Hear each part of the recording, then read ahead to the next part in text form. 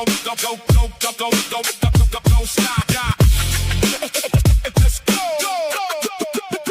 Let's go. Yes. Yes, people, and welcome back to the Football Takeover. I'm G Talks Arsenal, your host for tonight's show, as what has been a very, very eventful day. So we're here, obviously, for our planned Arsenal transfer show, where we're going to basically be chopping up all the sudden wave of outgoings from the club today, some of which we knew about in advance. Some have come as a little bit of surprise, but we're gonna, summarize all of them. So we're gonna be talking about Nelson, Vieira, Gabriel Jesus, and Martinelli in particular, and then we'll obviously be doing a bit of a summary ahead of Tuesday with regards to any potential incomings. I am going to be joined we are going to be joined by a special guest, Nigel. Many of you will know him from X and other social media platforms, but he's just running a little bit late. But when he joins, we will obviously welcome him on the show. We also might be joined a little bit later by obviously Coach Ali. He's just part of the Football Takeover team. But one man that needs no introducing, that is Dodsey. How you doing, mate? Yeah, good, man. Good. Yeah, very, very interesting day today.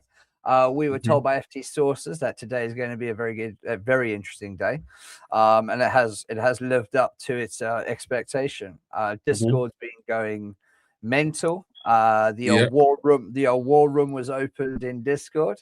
I think everyone enjoyed that. So yeah, no, it's been a good day, and look, I think there's lots to break down, but there's also lots still happening on X. We're keeping an eye on X. Absolutely.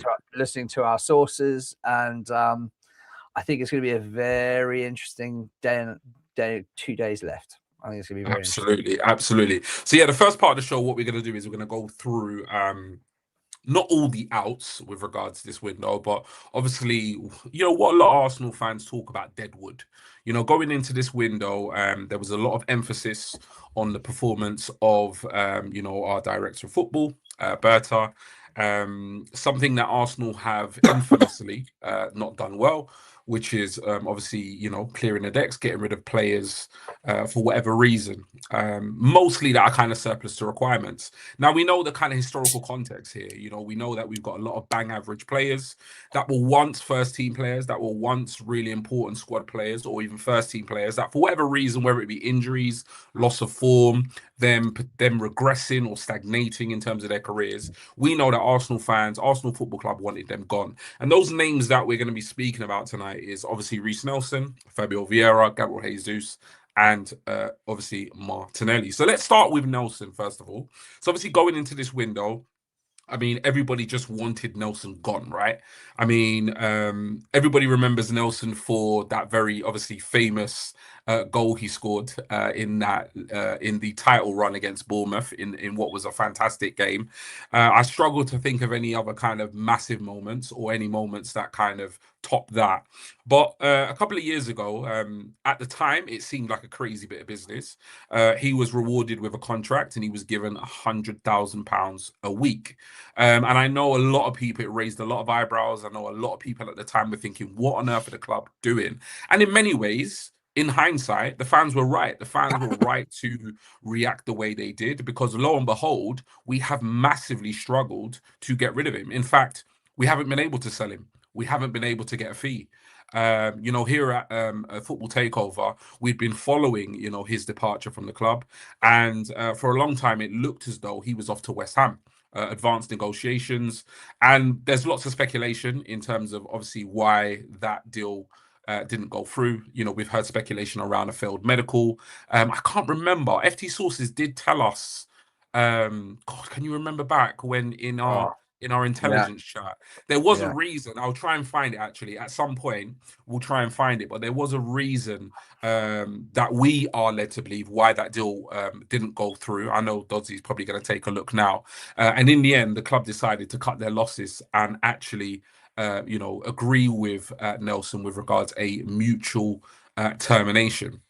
Now, I know you're busy looking for that, but Dodsey, just give me your opinion on that. I mean, We didn't get a fee. The fee was always going to be a minimal fee anyway, with Yeah, regards to Nelson. You know, we were touted at getting something in the region of a kind of £3 to £5 million. But getting him off the books, the club has saved somewhere approximately between 5 and 6 million. I mean, what are your thoughts with regards that mutual termination of contract with Nelson and getting him off the books and saving on those wages? 100%. We should have been doing this as a club. Mm-hmm. You know, I think we needed the grit between our teeth to turn around and go, right, we can't sell him, terminate his contract. Simple as that. He's been dead wood. Yeah, even on his loans, he hasn't done anything on his loans, anything notable for any other team. So, you know, realistically, no one wants to sign him, especially on 100 grand a week. You know, I do point fingers at the club for giving him that contract extension of 100 grand a week. Ultimately, that has been what scared off a lot of people. So from my point of view, I think the club has acted in the right way. I think the club's turned around and gone, done, deadwood, see you later, bye, you're off the books, enjoy. There's no, you know, I'm not going to be sentimental about it. I'm not, I know he was hell end, but the guy's been just costing us money. We're hemorrhaging money every season on these players that just are not doing anything for the club. I literally do not see Nelson doing anything purposeful for this club. So yeah, fair play to the club, fair play to Berta, fair play to the ownership, fair play to Arteta, fair play to everyone. You know, don't work, get him out the door. Simple as that. This needs to change, and I'm glad we're seeing a change now. Definitely, definitely. Yeah, I mean, for me personally, Nelson was just one of those players that I just thought to myself, you know, it wasn't even a thing where, you know, like sometimes as Arsenal fans, we look back at situations and we say, oh, in hindsight, you know, that was an awful bit of business. That was an awful decision to make. For me, it was awful even at the time. Even at the time of him signing that extension and giving him those wages, it just seemed so bizarre. And I think, you know, correct me if I'm wrong, Dodsey, or even in the chat, it was in and around the time we offered, obviously, Nketiah a new deal, the number 14, etc. Yeah, and that seemed to be around the time where we didn't quite get things right in the market as well, in terms of like attacking players and so forth. So yeah, I had quite a few conversations, interactions with people on X, many of which were like, look, it's an awful bit of business. We haven't made any money off him, etc. And I, like you, I just got to the point where he just needs to go. Like, it's got to that point now where the guy is surplus to requirements. He's not going to make any match day squads. He's not going to be part of even a Carabao Cup side. So why are we keeping him? And I would understand certain reservations or reluctance if there wasn't a mutual consent. You know, if he was digging in his heels and then we had to pay him off, I can understand some kind of, you know, reservations with that. But in terms of like a mutual consent, you know, there might have been some type of compensation fee somewhere. Sometimes there is with mutual consents. Mutual consents are not exclusively just both parties walking away. I've done some research around this. So a lot of the time, the player becomes a free agent, the club walk away, and that's it, job done. But sometimes there is a little bit of a compensation fee that's paid to the player to just kind of sweeten the deal. But it's nowhere near it would have been in terms of the £5-6 million that we would have paid in wages for the year, which would have been complete waste of money because he wasn't getting anywhere near any type of match day squad. So yeah, I was in full support of the decision. I'm glad it's done. We thank you for your services. No hard feelings. And I actually respect the fact that he took the mutual consent agreement in many ways. You know, it gives him the freedom to choose his next destination. It frees up wages and squad place for the Arsenal, and then we can part ways on reasonably good terms from what I'm led to believe. So all good. The next player that we're going to discuss is Fabio Vieira. Now, just to give you a bit of backstory with this, if you remember, I don't know if you remember, Dodsey, but this was a literally bolt from the blue. Like this, I remember, I don't know where I was or what I was doing, but I do remember this transfer came from absolutely nowhere. There wasn't, I can't remember if it was Ornstein or Fab that broke it. I think it was one of the big two.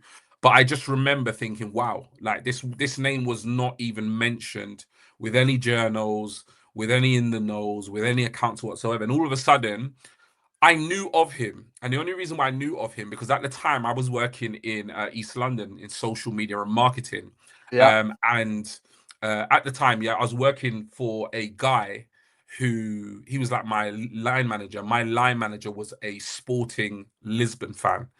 And so obviously played in the Portuguese league. I think we signed him from Porto. Yeah. And he said to me, Big Ant, just give me a sec, I'll bring you in. And he said to me, he's a player, you know.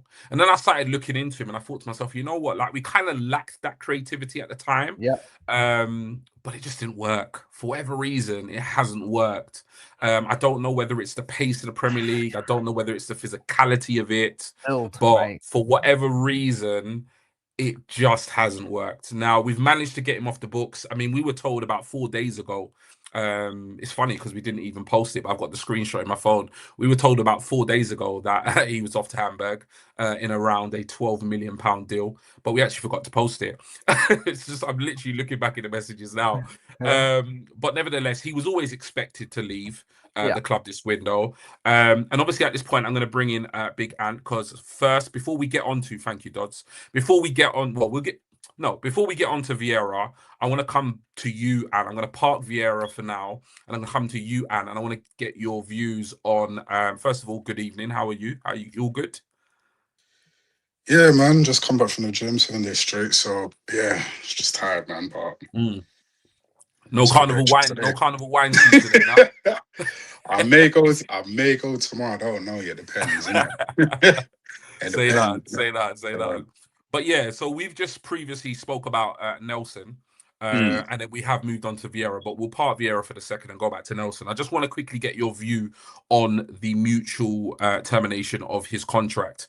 Yeah, just give us your thoughts. What's your opinion on that? Was it necessary? Would you have liked to have got a fee? Are you just glad that he's gone? Just give your opinion basically on Nelson leaving the club. It's bittersweet. Nelson's been at the club from since Wenger was there.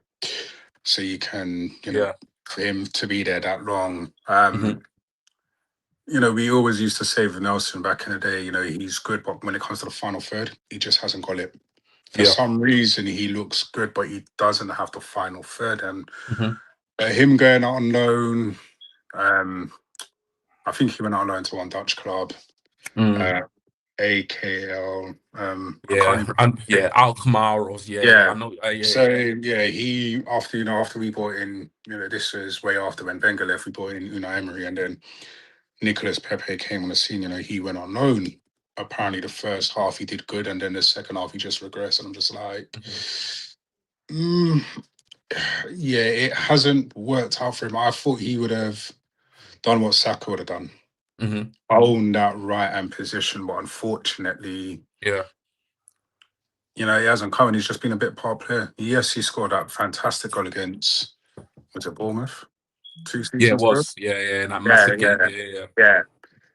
When Gabriel was just on the floor, hands on his heads and all that, it's just like, but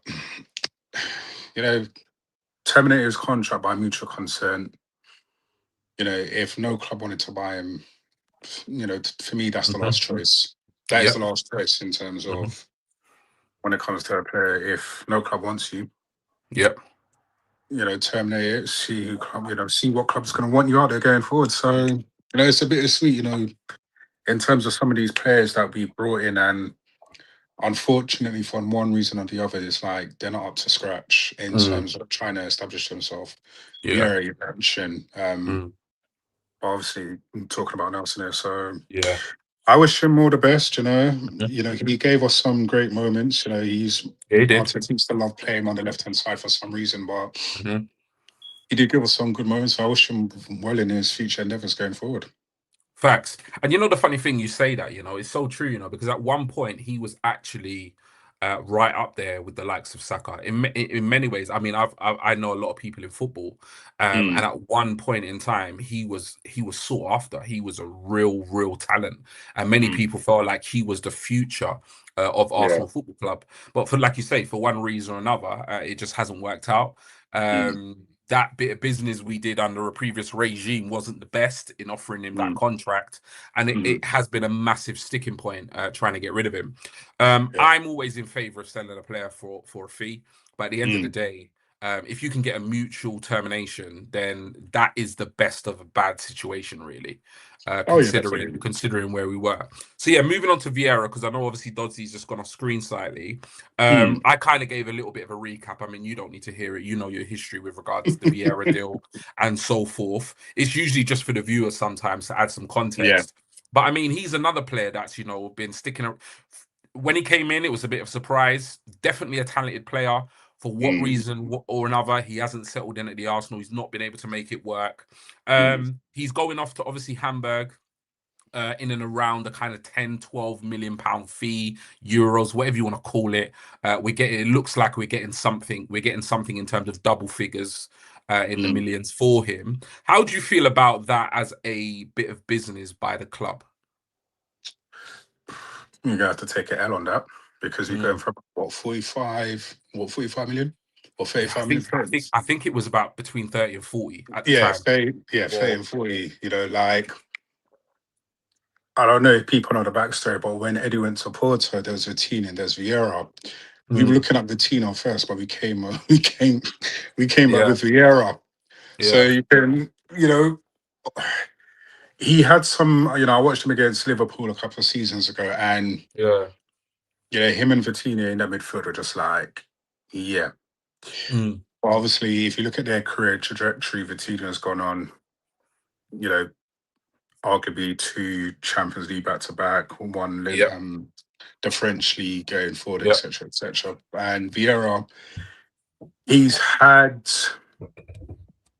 moments.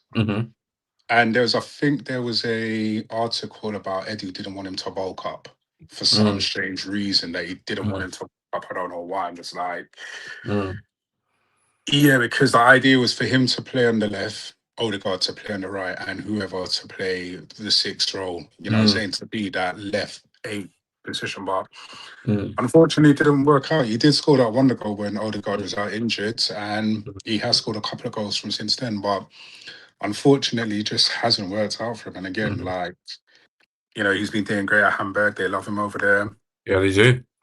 I'm saying they love him over there. He was at Porto, didn't work out, went to Hamburg.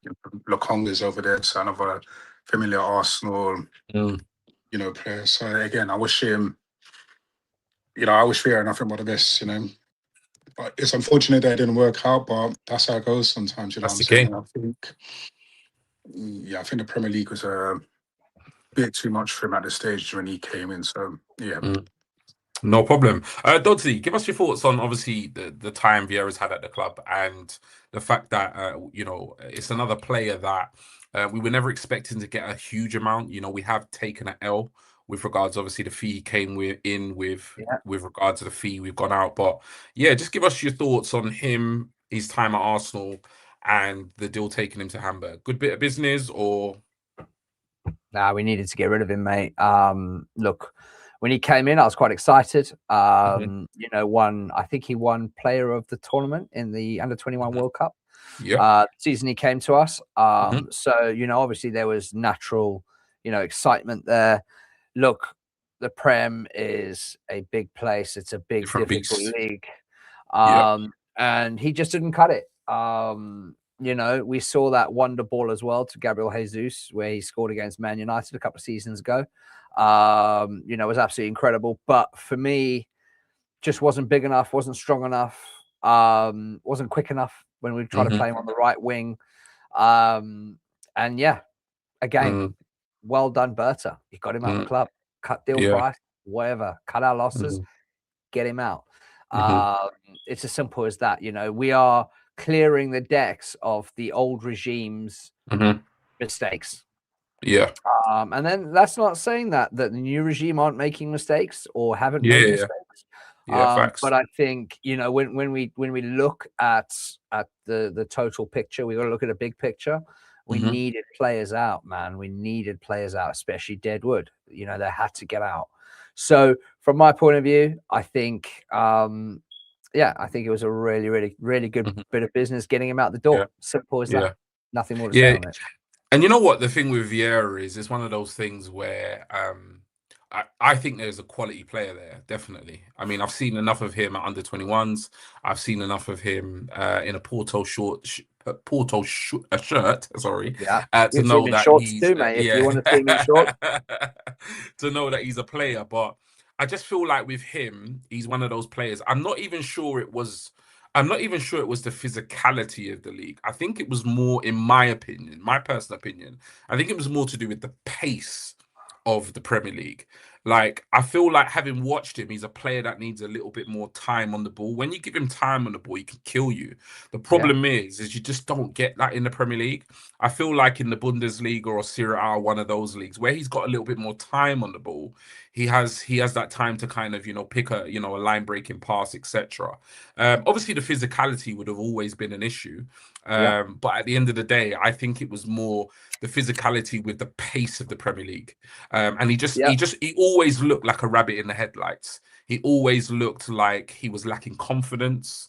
And he just wasn't good enough really for Arsenal and probably the Premier League. Now he'll probably go, like Anthony was saying, they love him over in Germany.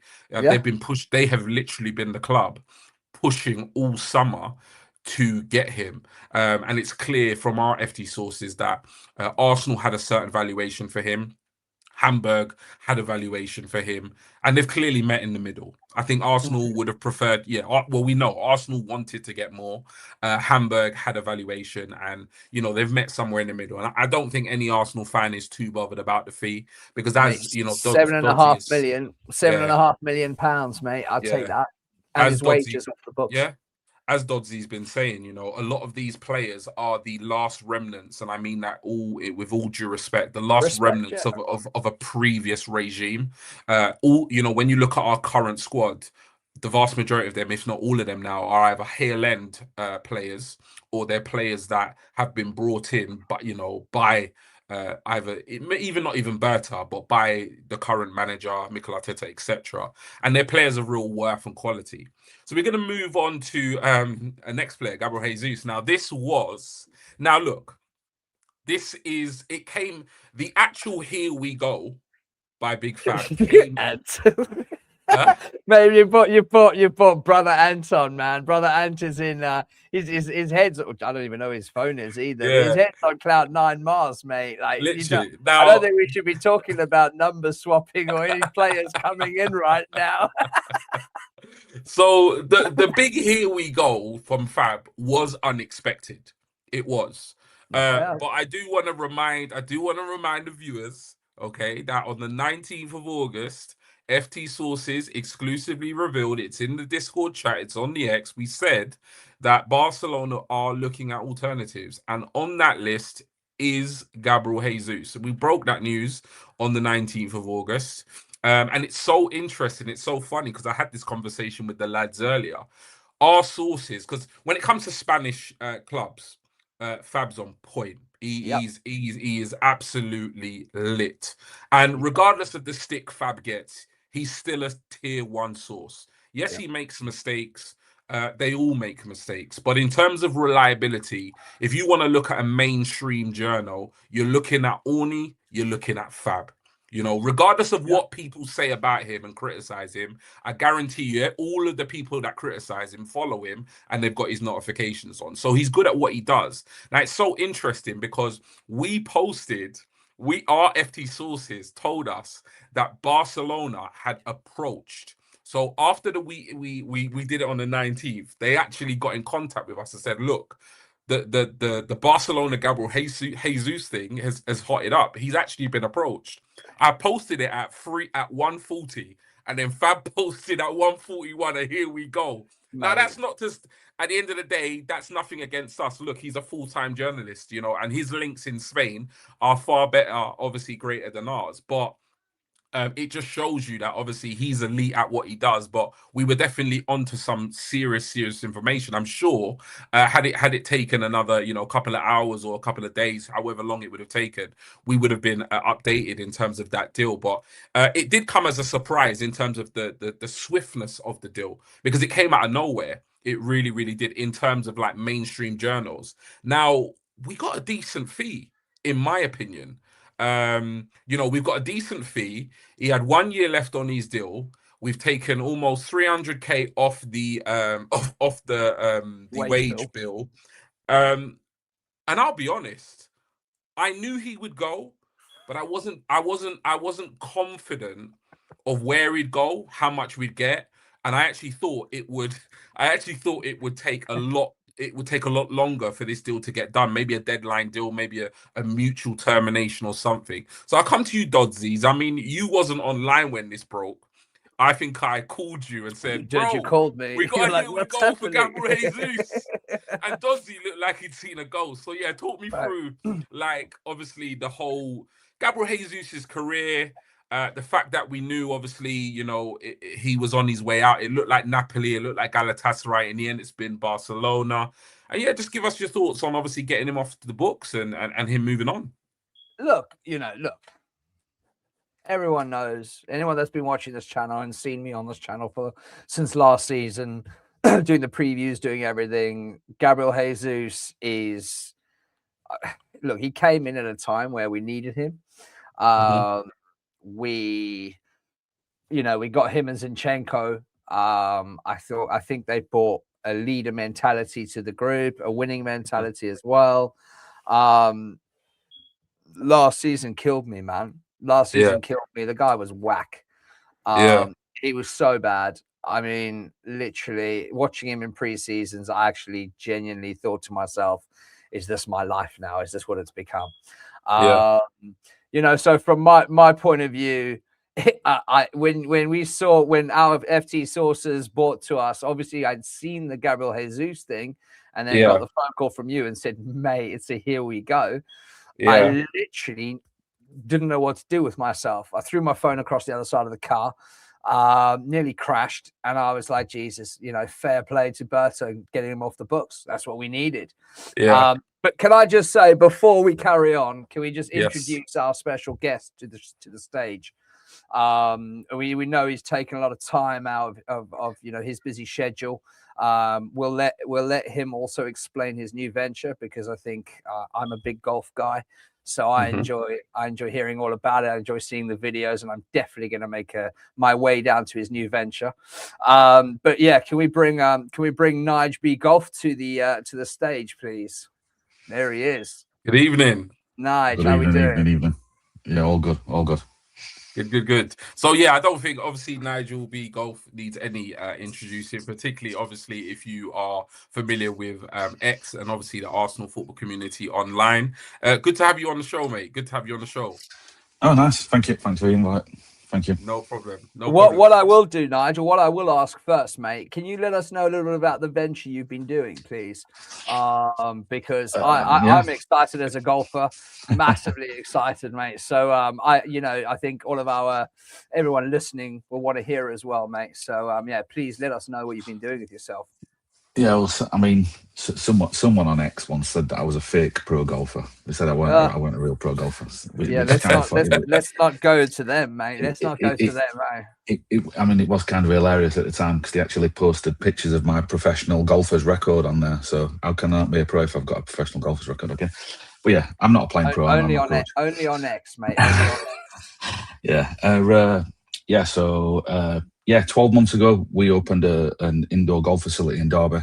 5 Trackman IOBs. We've got interactive darts, Sky Sports in there, PGA professionals obviously giving lessons and stuff. And it went that well that we decided that we'd get a second one.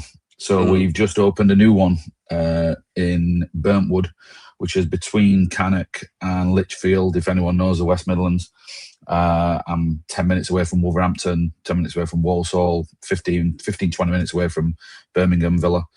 And we've got the same, we've got the bar, like we've got in Derby, we've got 5 Trackman IOBs offering 600 courses in 4K, but we've got a pool table.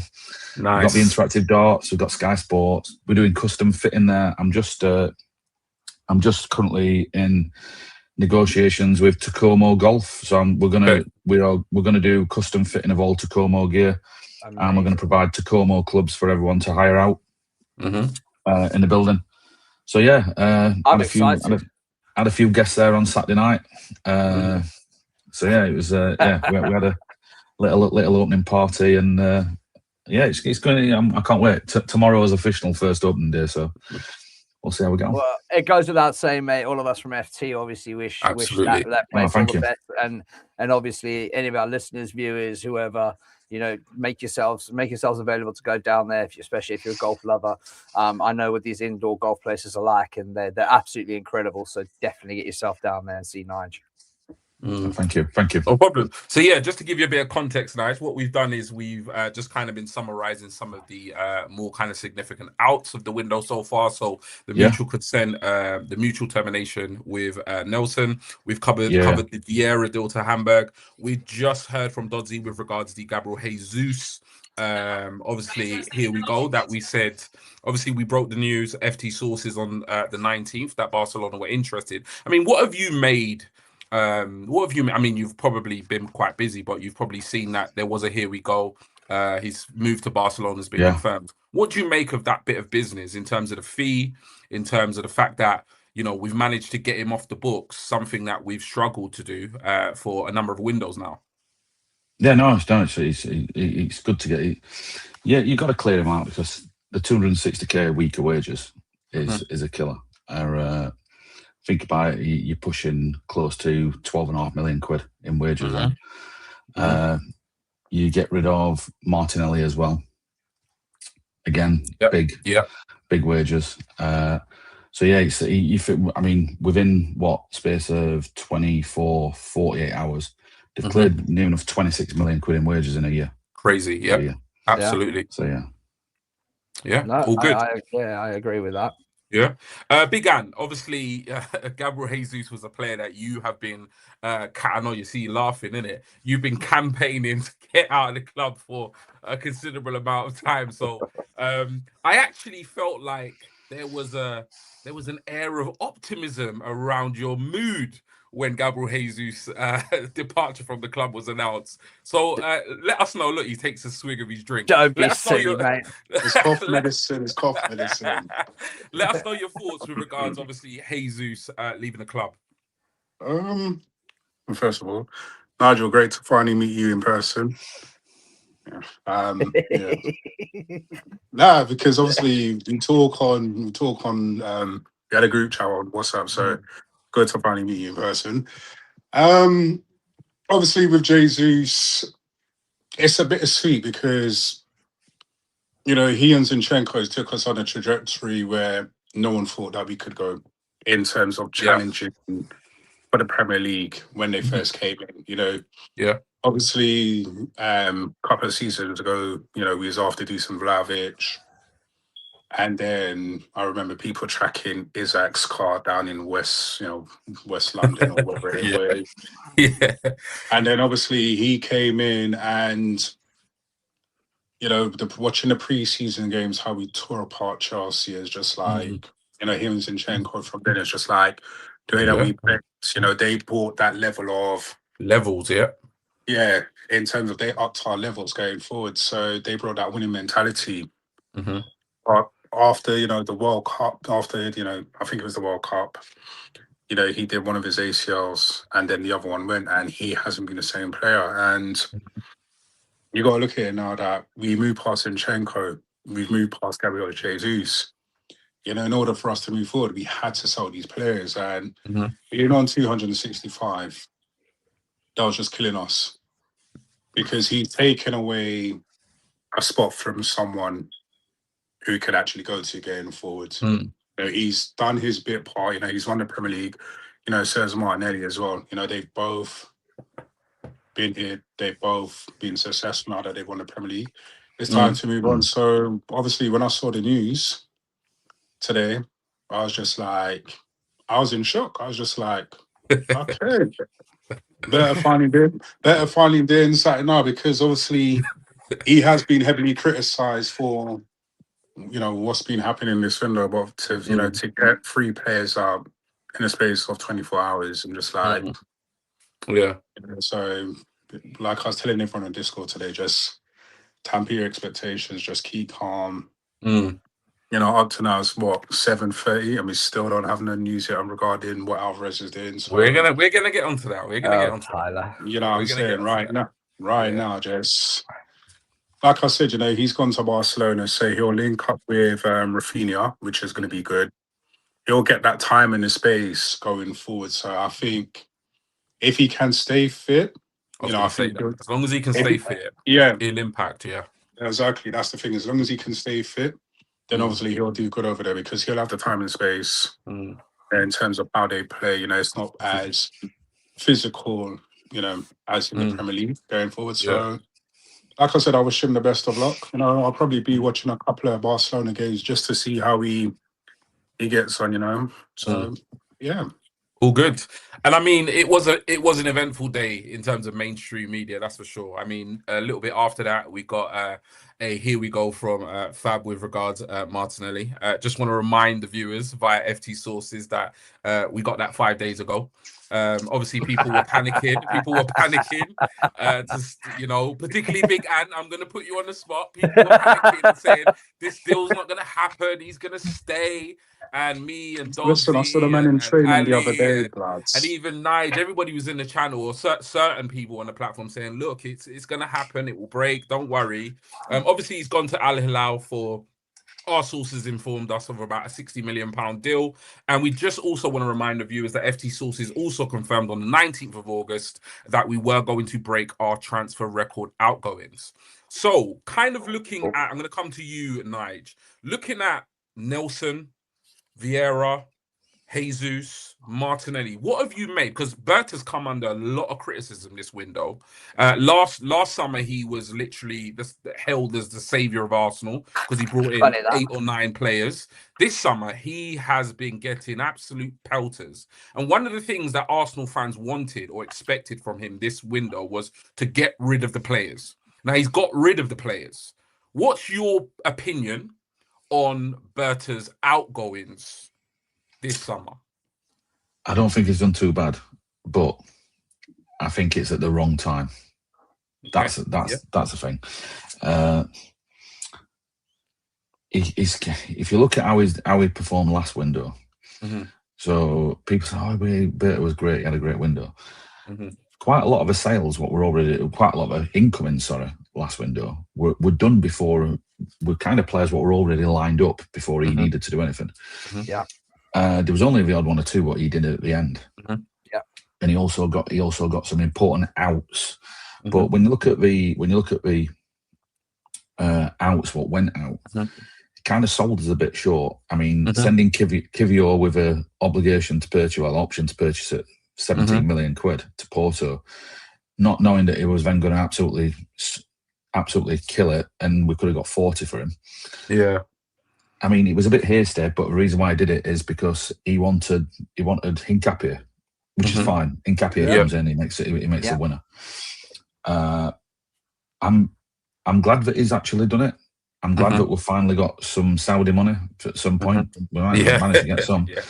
And I'm glad that he's managed to get Jesus to go. I mean, I don't think he's got it. I think that it was an opportunity what Jesus couldn't turn down. But the big thing about that was, if Gabby was here for another year, he can get UK citizenship. Yeah. Okay. Yeah. So there was a reason why Gabby wanted to stay. Yeah. Okay. He wanted that. But yeah, so he's gone. The Fabio thing was always going to happen. We just needed. I know that we waited for a better price. I think we wanted to wait for a better price, but then it weren't coming in. So it's the only incoming thing with Fitzy. He wasn't, unfortunately, mate. Unfortunately, you're wrong. There's a lot of bits what I think he could have done at a better time. I think it's kind of put us on a back foot because I know what we're trying to go for a self-sustainable route, and it's not just about we want to get money in to get so we can spend it. It's not an in for out like that and trying to net it off. We've also got a squad space issue. We've got a massive squad. We have.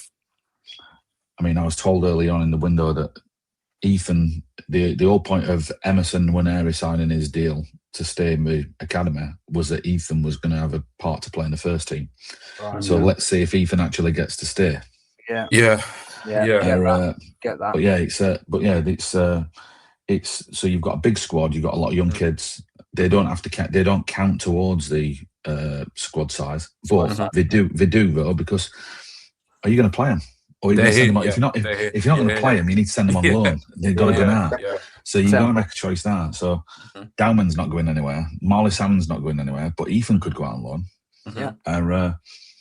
And then you look at people they don't understand when you're trying to get outs, when you're trying to do the outs, you're trying to get rid of the ones who are filling up spots. What you really need to make space for. So I think if Timber weren't injured, I think White would have gone. Yes, 100%. Yeah. I think he'd have gone if Timber weren't injured. But Timber's injured, so White stays, and Saliba's injured, so it makes sense. But then I can see next window, next summer, I can see White going, Kepa definitely going. I think that there'll be other forwards going, just because you're going to need to develop. You're going to need to develop room. I think they'll definitely make room for Marley Salmon. I think they'll definitely make proper room for Max Dowman. So you could see like a Nonny or someone like that go. Yeah. Makes sense. 100%. Makes sense. 100%. Makes sense. Stodsy, obviously you've heard, thank you, Nigel. That was really, a lot of context there, a lot of kind of insight into obviously Berta and how it's all worked.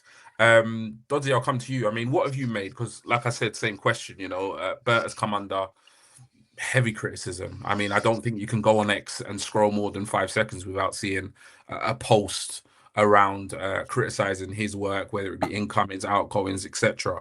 What have you made of the fact that he's managed to actually get all these players off the books and out the door?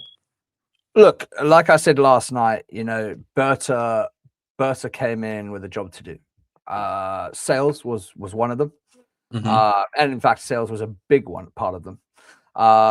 And the way he tends to juggle deals throughout the windows, tends to be able to get things at a good price. And we can't knock this guy, because we all thought, or were told out in the public, in the media, that Hincapié was going to cost 50, 60 million. Well, he didn't. That costing 35 million. So, let's not, he does deserve some flowers. I think these outs should have happened earlier. In the window, I think it would have made life a lot easier. But then you can only get a player out when a player's ready to go. Arsenal are a classy outfit. We always have been a classy club, and we will always be a classy club. Therefore, yes, I know that the club, Arteta, Berta, have put a bit more pressure on these players to leave, because they genuinely needed them out.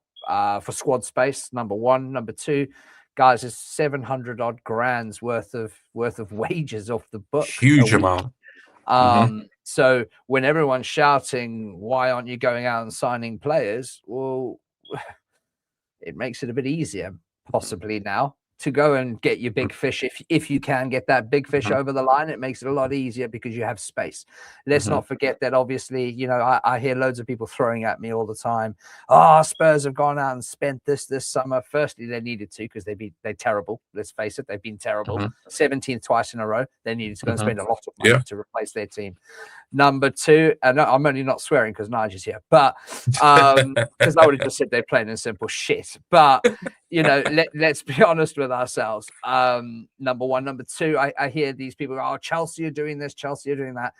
Chelsea do really good sales. As much as I hate them, and as much as I think they're a plastic club, I actually don't mind that. That it's the ownership level and stuff I have of Chelsea that I have a problem with. That's my issue, because as a club, they are what they are. I'm not really bothered by Chelsea, but they do get player sales, and we can't deny that. But where I'm at now is I'm sitting there saying, hey, we've got player sales in. Gabriel Martinelli, 60 million quid in the bank. Let's go. Let's do that.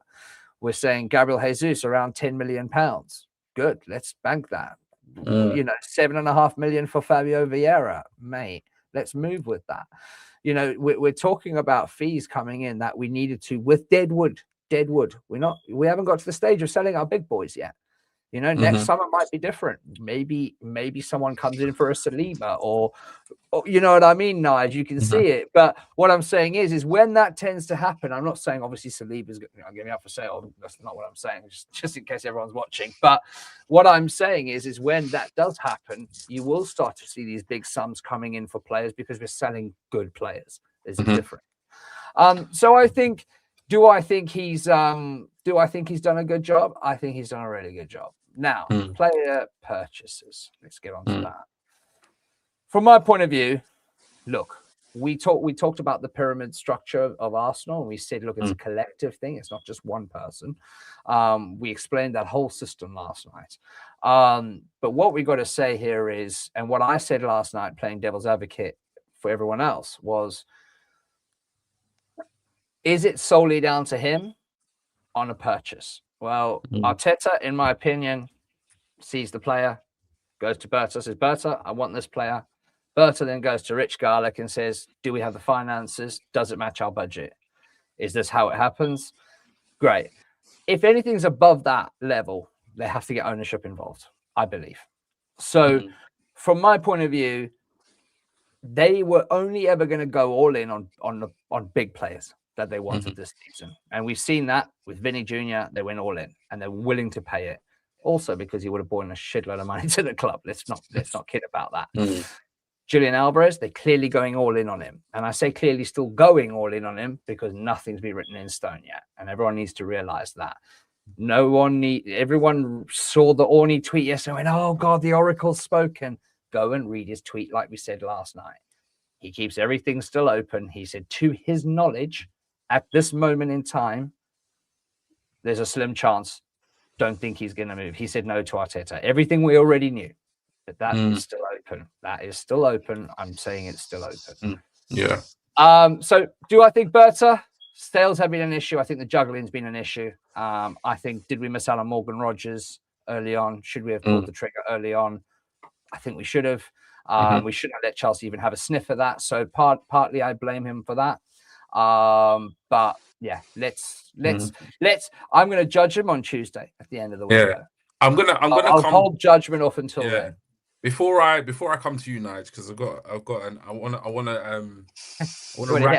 want to rack your brain in terms of potential incomings. But before I do that, because we all know everybody watching this who knows that you're very well connected. So I want to rack your brain with regards some obviously burning topics that people want to hear updates on. But obviously, and I think it was Christmas for you today because you got your Gabriel Jesus, here we go, and then an hour later you got your Martinelli, here we go. Even though we had told you, bro, about 5 days ago. But anyway, how were you feeling about obviously the Martinelli? I mean, you have been quite critical of Berta in this window, and rightly so. For you often rationalize the reasons why you're not happy, and everybody's opinion is fair. Well, not fair, but everybody's opinion is valid as long as in the Discord we say just swear in the right chats. That's all we say. Swear in the right chats. But in terms of obviously Martinelli, finally you get in your here we go. I mean, how are you feeling about that? Because you were pretty adamant that wasn't going to happen. We weren't going to get him out the door. Now we've got him out the door. I mean, how do you feel about that? Well, look, like I said, after I saw him in training the other day, I'm like, well, Gabriel Jesus ain't training, so why is he in full K? Doing the training. I'm just like, something didn't add up because again. In terms of for us to let them go, we need to bring someone in. So majority of us on Discord was like, stuff doesn't add up. Are we going to bring someone in? Because obviously the left wing market is slim pickings. Who I'm seeing that we're linked with, I'm just like, really? You get where I'm coming from. But, obviously when Martinelli came in, he had a high ceiling. I believe it was the 23-24 season when we first challenged when he got 15 goals. Him and Jesus, Granit Xhaka, Zinchenko, that left-hand side worked to treat. Because on the right-hand side, you had Ben White, you had Saka, you had Odegaard. You know what I'm saying? So Yeah. that side worked, but it's the left-hand side that worked. And after Granit Xhaka left and we brought in Declan Rice and Kai Havertz, it went downhill. And he hasn't been the same player. And then tried to bring in Marino to try and replace Granit Xhaka. That didn't work. We first tried Kai Havertz. That didn't work. We then, put in Declan Rice there. Again, that didn't work in terms of the dynamics of the midfield. You take out Granit Xhaka because Granit Xhaka used to play a high, he used to go further forward, like if he was an advanced 10. And then you had Zinchenko coming in to cover his position while he went up, and he still got Thomas Partey at the base going forward. So, it was this whole argument that we used to have that Saka can do it on the right-hand side. We can, season after season. But for some reason, Gabriel, he can't. And this is a guy who came in, no one knew who he was when he first came in. I think we got him for 6 mil. But you saw glimpses of him of how, being fast on the ball, head up, doing his thing. For some reason, after Granit Xhaka left and we brought in Declan Rice, we brought in Kai Havertz, that's when everything went sideways. People arguing, on X and on, group chats going forward about, why do we have to have someone to accommodate him on the left-hand side? Because essentially that's all it was. What we're saying, look, at the end of the day, you've got Trossard who comes in, he can do a job. Why does Martinelli need someone on that left-hand side? If Martinelli is good as people make him out to be, you get where I'm coming from. So, I wish him well, but he hasn't been the same player. He hasn't been the same player. Head down, getting beat by 35-year-olds, Carl Walker, and I'm just like, you're a big 24, 25. You're getting outpaced by 35-year-olds. Yeah, For me, I'm just like, seriously? There's no confidence. He's got no confidence. There was no confidence there going forward. I'm just like, look, it's better that you go because it clearly is not working in terms of how we're playing. You're scared to take on your man like you used to back in the day. You used to take on your man, you used to beat your man. But now it's like you get to a certain point, you're passing it back. Where was the Martinelli that we used to see years ago? The one who would take on his man, who had his head up, who was interchanging with Gabriel Jesus. We don't see that now. That Martinelli of the past has gone. Yeah, I mean, it's the point now where it's like we don't even hear you, man. You can't hear me? Come on, come back in. Okay. It's a point now where we don't really need to worry about it anymore. I mean, Martinelli for me at one point in time, people might be surprised, but actually there was one season in particular where I held him at a higher regard than even Saka. I didn't really publicly say that out loud too tough because Saka's always been my favorite player. But that one particular season, I think he was phenomenal. For whatever reason, he's stagnated, he's regressed, he's now gone. We've broken our transfer outgoing record. It is what it is. Now, obviously, we've discussed a lot of outs. So, we kind of cleared deck. You've got Nelson out, Vieira out, Gabriel Jesus out, Martinelli out. You're seeing a lot of comments like this one on the screen. Like I say, Dean Malon 5227. Arsenal's business is done this window. And what we do in the Discord, particularly me, Ali, and Dodsy, is it's more or less a full-time job. And it's a full-time job of just not giving people false hope, but sometimes just saying to people, look, the window is still physically open. Business can still get done, so it's okay. It's okay telling yourself that we're done, but you don't know that we're done. There's every chance that the club, I mean, you can see in terms of the outgoings, the club is busy clearing players, and obviously via FT sources, we know that the club are still open for business in terms of potential incomings. Now, Nige, we know you're well connected. We know that I've been on X for a very, very long time. I've followed you for absolutely years. And it's an absolute pleasure that we've obviously come into more kind of communication in recent times. But obviously the two names that are floating around a lot at the moment is obviously the Alvarez decision. When will he decide?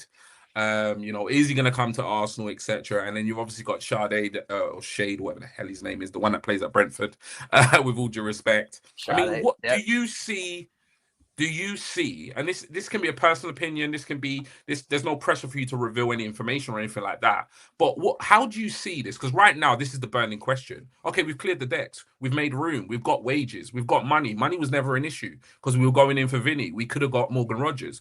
What do you see happening between now and Tuesday 11 p.m? I think from what I gather, Alvarez has got until midnight tonight to make a choice. That's kind of what I was aware of. And if Alvarez decides that it's a go, not 100% sure, but someone did say that if Alvarez is in, Gyökeres is out. Okay. That's some news. So, like that. Yeah. Even this late in the window. Yeah. Ooh. Wow. That's good. I mean, look, I can see it, Nigel. I can see it. And they want, and from what he said is that they want a left winger. Yeah. And Kevin Schade had been looked at for the last 3 weeks. Okay. There'd been good conversation. Well, not looked at for 3 weeks, but they'd been in contact with Brentford. They know that the player would take the move. I think we've got a good relationship with Brighton as well. Brentford.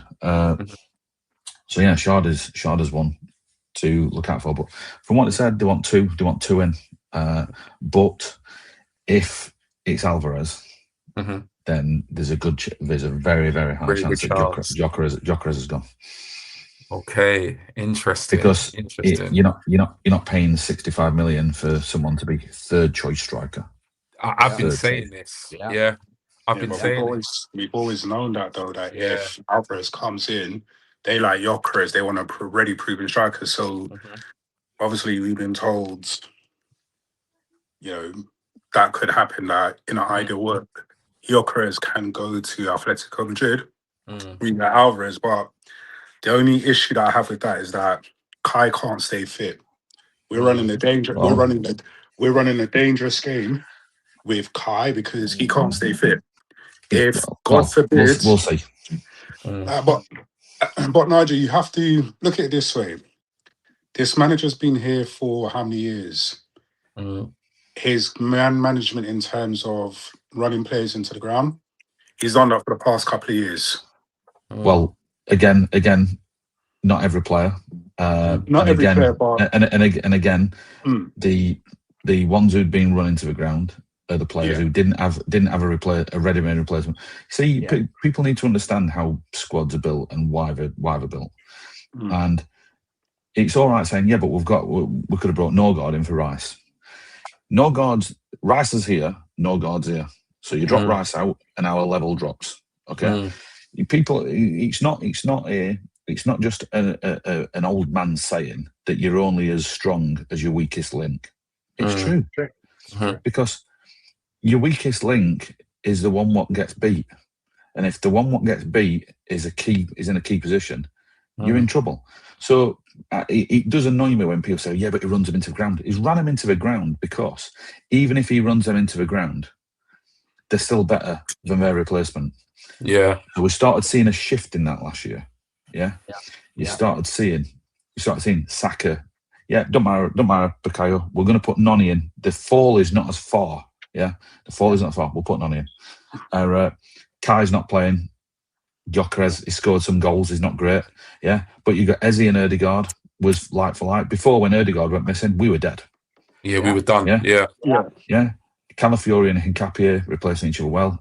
Mascara was replacing Saliba quite well. Timber and White were dovetailing. And we've got quite a good base there. Now, what you've got is Rice, Bruno, Zube, and Miles. Yes, the depth is amazing. Four players in midfield. You don't need to run right. No, you don't need to run Rice. You don't need to run Rice into ground. Zube don't need to run into the ground. You got plenty of people there. 100%. On the left hand side, we've only got Solis. So what you do is you go and buy yourself another left winger. Yes, you can play Eze there. I think Eze's best off the left. To be fair, I think that's the right thing to do. But you go and get Kevin Schade, and you've just added physicality to the left wing.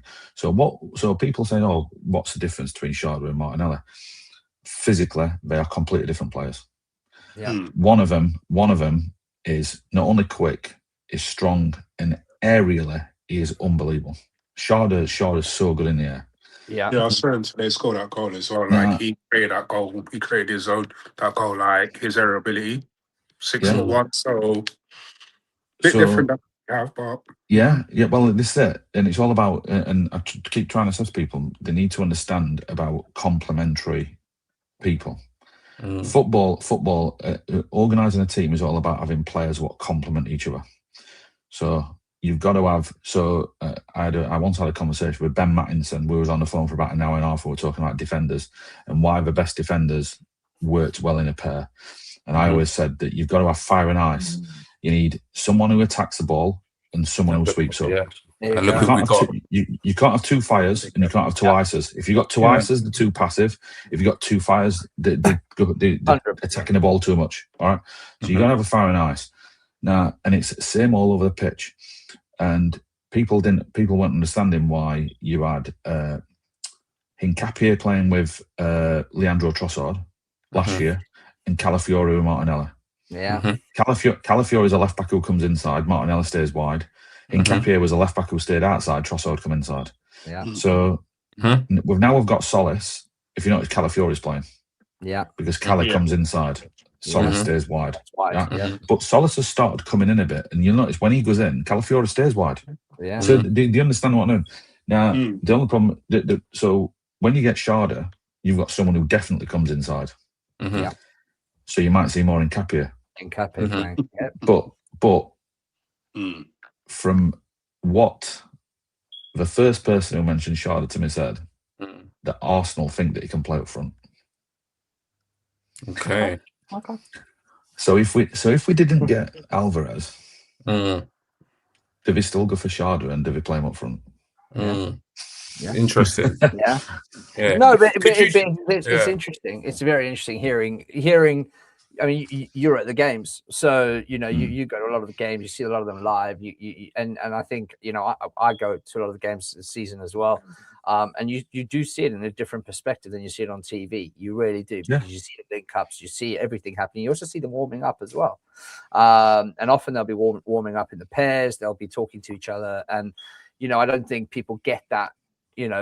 All the time. And I'm not saying obviously, people that watch on TV are different or anything like that. They're still fans. But what I'm saying is you do see a difference when you're live at the game. It is very noticeable. And it's interesting hearing your take, because, we heard a lot that, and we've been saying that Arteta has to change something this season. Last season, we weren't able to break down the low blocks. And I think using players that are almost inside forwards, I think will help break down those low blocks. So, bringing in a Sade makes sense on the left-hand side, because he can come in and break down a low block. I was talking to someone's asked a question actually, saying, isn't that the same thing with Nelly playing up front? We didn't see that happen often. I was talking to an ex-Aston Villa defender about that the other night. And I said, we were saying about different. Could you have Rashford, or could you have Sharda, or could you have Ndiaye instead of Martinelli? I said, but I'd rather have Nelly up front. I think Martinelli, forget a winger, Martinelli should play between the width of a penalty box. The only problem is, physically, he's not up here. Yeah. That's the issue. Sharda's physically better than Martinelli. He's physically more prepared. Yeah. Similar to Rashford. If you got Rashford's better dribbling the ball than Sharda, better with the ball. One-on-one. Physically, Sharda's a bit better and he's younger. I think he's probably got a little bit more. He probably could go a little bit up a few levels. I think Rashford should have been elite. If it had been coached properly, it'd have been elite. But yeah, and so you get into that area. But Sharda has got a lot of upside. I think people watch him at Brentford, and it's Brentford. Yeah. I think they will be very, very surprised when he's in a better team. And it'll be the same people who are saying, "Oh, it's only Kevin Sharda." They'll be the same people who were saying, "Oh, we've just bought some Greek bloke. He's not very Greek bloke. Yeah. We brought Sazika from Belgium." That's It'll be the same people. It'll be the same people. And I'll tell you what, and if it is the same people, and Sharda does play, and he does play well, come and see me in the Gunners Bar before an home game, and I hope you've got a Sharda shirt on. I love that. I love that. Nice. Love it. Brilliant, Love brilliant. Yeah, but because Love that. but it is that is kind of what people they don't understand it, and they see him in one aspect of it, don't see him in another. Now, Big Ant was saying before about we've had some chats before. I've had loads of spaces last summer, and I was saying Victor Gyökeres is no good. And I put out tweet after tweet after tweet saying, you need to understand the teams what he's playing against, apart from the top 4 teams in Portugal, the rest of them are bottom of the championship stroke high League One level in terms of where they are on the coefficient, what their wage structure is, how much wage is playing, and what their team worth is. So he was banging goals in. He was banging goals in against a relegated Sheffield Wednesday on negative points, and against a Bolton Wanderers. And people did, and me and Ant, we had a few. He's come on the space and saying, "Oh no, you're wrong, you're wrong." It's like you're wrong, and I'm like, I'm telling you now. Yeah. No, we had listen, a few. it's not like I just want Sesko. And what I'm saying is, Sesko had got his flaws, but Gyökeres had got so many flaws, it was unbelievable. And people would say, yeah, but he scored an hat-trick against Man City. I went, yeah, but the 2 defenders who he was up against was Manuel Akanji, who was on his last legs, and I think it was either Max Allen or Nathan Ake, and one of them was injured. Yeah. I mean, they played against the City team. I remember that game. They played against the City team, what had lost 4 in a row and then got spanked by Ruben Amorim. I mean, it was hilarious. So yeah, but if you looked at it in context, it scored goals against teams who he should be scoring goals against. And I said, if he comes to England, if he don't get 20 goals in the league, playing for Arsenal, he's not done his job. And lo and behold, he scores against all the teams what are in the bottom half. But he scores against teams in the bottom half and no top half teams. Yeah, true. The one goal what he scored against a top team, what wasn't a penalty, came off Saka's ankle back into his path, and he smashed it first time. I mean, he played a 1-2 with a bloke who wasn't even looking. Yeah.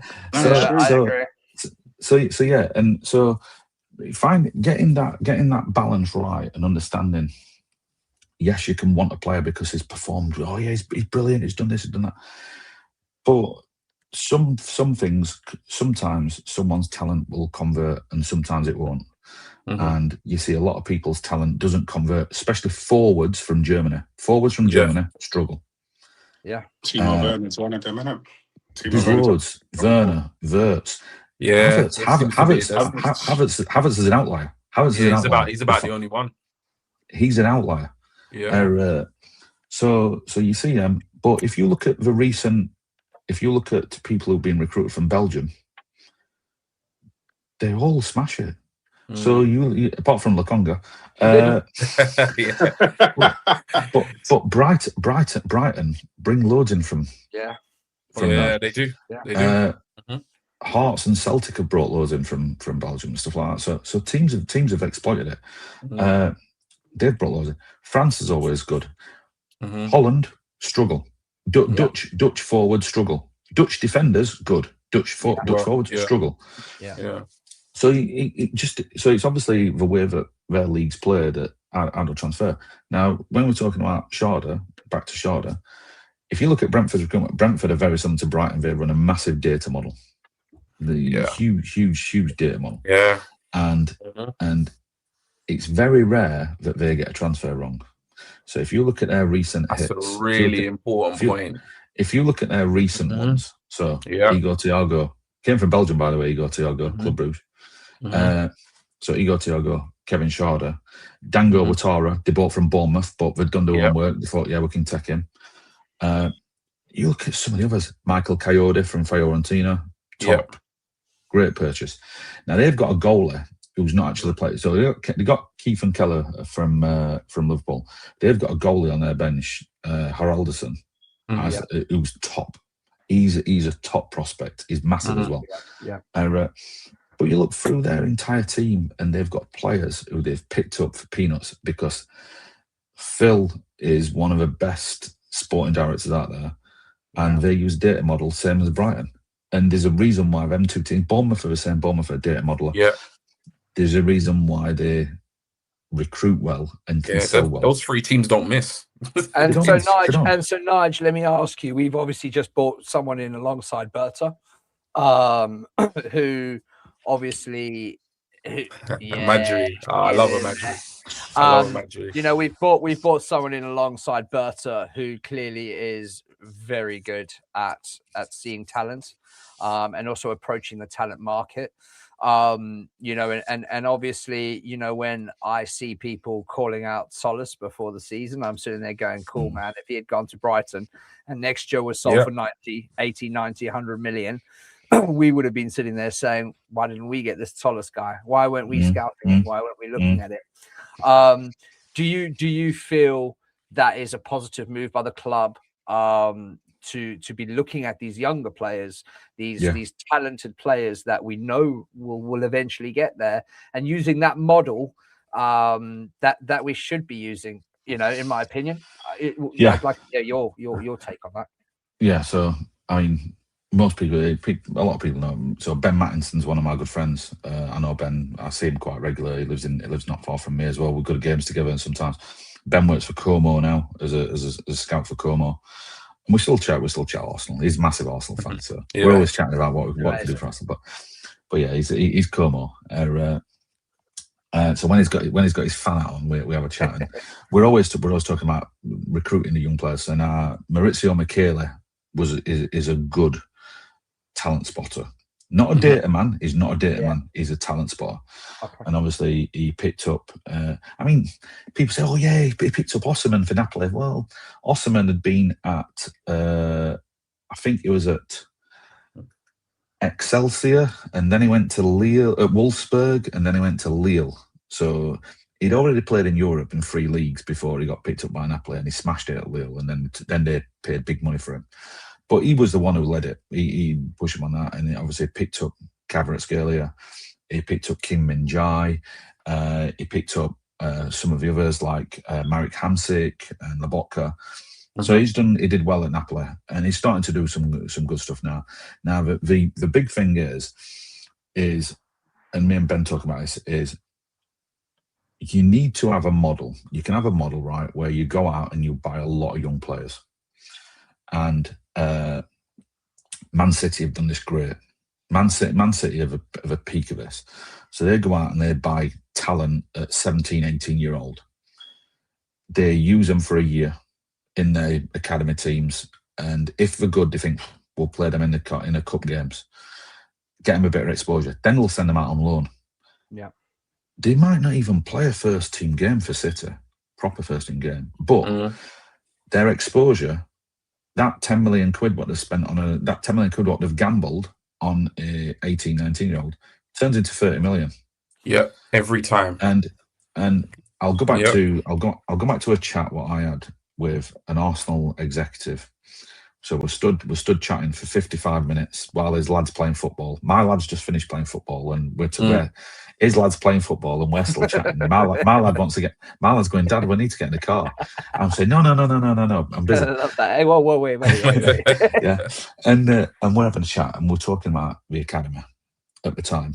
And I said, look, Per seems to be doing quite a good job. He's going, yeah, he's doing good. I says, but we just seem to have stopped producing players. And he said, well, we're gonna revolutionise the academy, and for the first time next year, the academy is going to have a budget. Now I tweeted this in about 2023, 2024. And I tweeted it. I said, look, for the first time, the academy is going to get a budget, and they're going to expand into Scotland and Northern Ireland. And they did. They took on a scout from Rangers called Phil Cowan, and Phil Cowan is top. He was a big man in Scotland, massive. All of a sudden, we're getting Callan Hamill from St Johnstone, who's like massive Scottish talent. Plays at the back, left back, centre back, right back. We're getting him, and we're involved in a possible transfer. Oh, what's his name? The lad from Aberdeen. I can't remember his name. Anyway, a young lad from Aberdeen. No, Forest nearly signed him over here actually. And then he's gone to Ireland, and all of a sudden we're seeing like the lads coming over from there. So we've got Ozzy Vuna's coming over. They've got Sidak and Neil. They've just signed another one from Larne. There you go. And this is an Arsenal Academy is what he's opened. Now, he said that this executive said that this was going to happen. And he says, and the reason why, he says, we need to be Man City. So we want our academy now. It's going to produce 3 levels of player. We just need to be right to what we've got. So we're either going to produce out of 20 kids for an age group, we're going to maybe have 1 or 2 who can break into the first team. We're going to have 10 who we can sell for a profit. And then we might have 8 or 9 who we just have to release. But the idea is that they wanted to get a better loan system. They wanted to recruit better. They wanted to get a better loan system, and they want to start paying for players, paying for young players. Now you've seen it already. We signed the Quintero twins from Independiente del Val. Going to be incredible players. Yeah, they got Ojivuna from Shamrock Rovers, top player. I mean, he looks class. Oh, he's a top player. And then you've started seeing them getting some older ones. So Elijah Upson, 18-year-old, we've signed him from Spurs. That's Matt Upson's lad. And the aforementioned O'Neills and stuff who we'd paid for. Now, hopefully, we should start seeing these come through. Braden Clark's in there. He's Nigel Quage's lad. He's a good player. Igor Tyjon, we've just bought. From Blackburn, right? From Blackburn. We've got the 2 lads for free from Man United. Manchester United, We're out. Now, James Scanlon is actually a decent player. Now, I know why they were brought in for as squad fillers for the under-21s, because we want to send some of our better under-21s out on loan to get valuable experience. It's not just experience though, Dodder. It's a Man City shop window. They send them out, they play well. True. They come back, they come back and people want to buy them. This is how you get 40. This is how you get 40 million for Cole Palmer, and stuff like that. It's true. I mean, they should have got a lot more for Cole Palmer, but. You can see the model though, mate. You can see the model, and I think we have missed that in the past massively. We've missed it. We've missed the boat, and I'm hoping. Well, no, I'm hoping because I think Rich Garlick's doing a fantastic job as CEO, and I think look, there's going to be things we get wrong. There's going to be things we get right. I wouldn't want to be in his hot seat every day. I'll tell you that much for free. I run a fairly big business, and I wouldn't want to be in his hot seat, right? So. I know how difficult it is running my own company and running a company like this. That's crazy. So we got to give big ups where needed. And I think our talent factory. We've just brought in this I can't say his name, Bachuvi or something. Apparently he's the Georgian Bartisvilla. Bartisvilla. And we got him, and we got Axel Donchu from Cardiff, and Axel Donchu is an absolute talent. I mean, unreal talent. So we're doing what we should be doing, as a club. We're doing what we're doing, and we always say that successful clubs have a successful youth setup. So I'm all on board. I'm loving it, and I want to see some of these kids go out loan. I want to see some of them bled into some FA Cup games. I want to see that happen, but we need Arteta to do that as well. The problem is though, you need to strike a balance.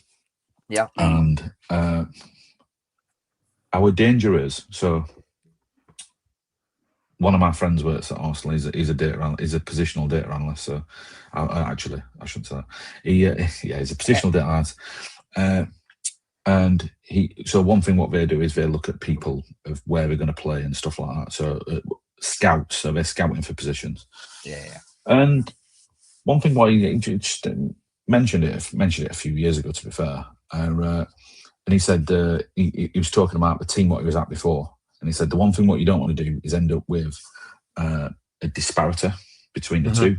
Yeah. So you don't want a too big of age gap. So it's all right, you're recruiting loads of these 16, 17, 18-year-olds, but if you're recruiting 28 and 29-year-olds for your first team, you've got a massive age gap. Between the two.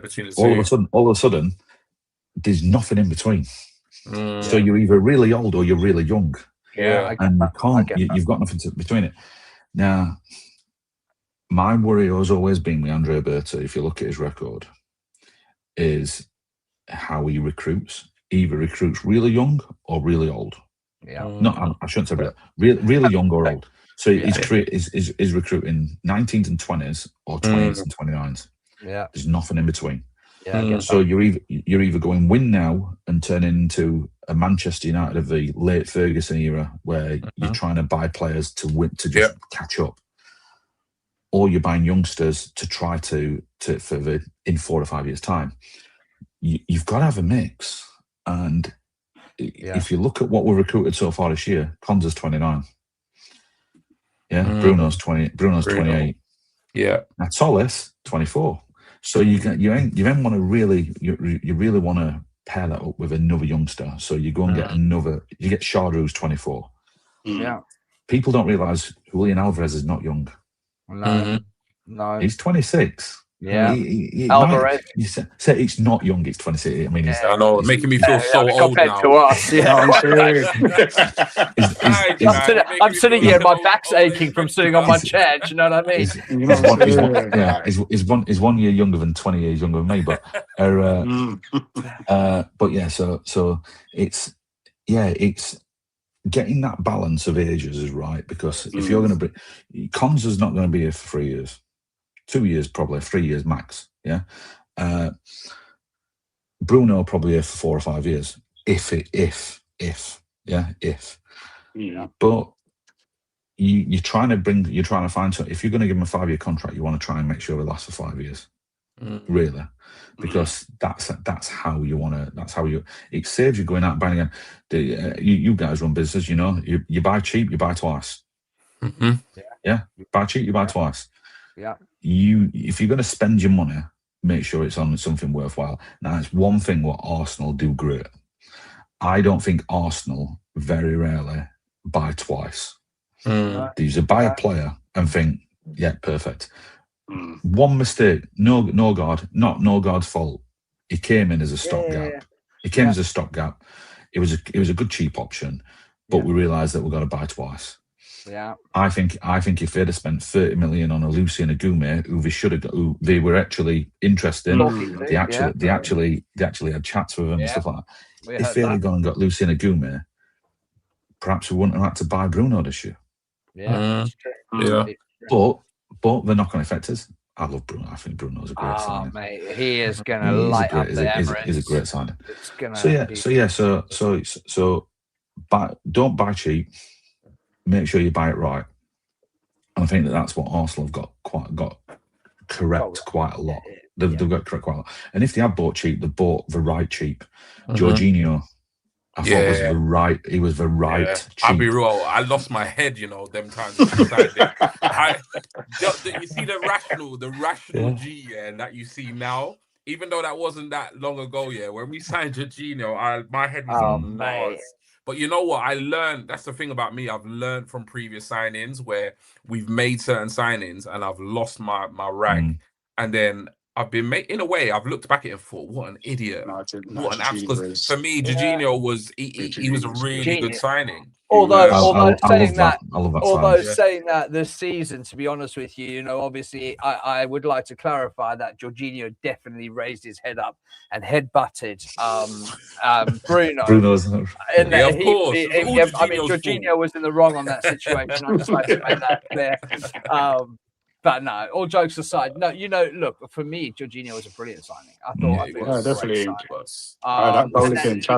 That leadership in the changing room, I don't think anyone can estimate. Like, you know, when we're also signing players, I mean, we've seen it recently happening. Like, we've got Declan Rice, captain, Bruno Guimaraes, captain, Martin Odegaard, captain. The leadership. You know, we need to Saliba, Gabriel. I mean, just the people on the field. You know, even Ebbs. You know, these guys are leaders. Are some serious leaders. And I think personally, we know we didn't play the greatest of football last season. From an attacking wise, in my opinion.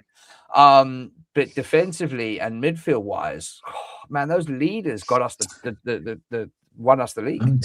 Just going to say, someone says, but the loan for Sterling wasn't the right cheap, was it? Well, unfortunate for you, a loan was free, and Chelsea paid 60% of his wages, so it was the right cheap.